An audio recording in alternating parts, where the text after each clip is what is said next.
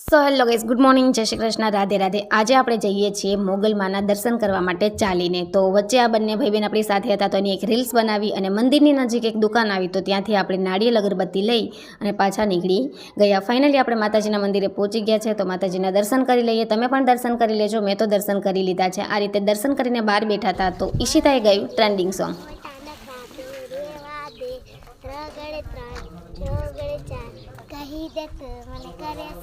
અરે વાહ, આવું સોંગ તો મને પણ ના આવડે।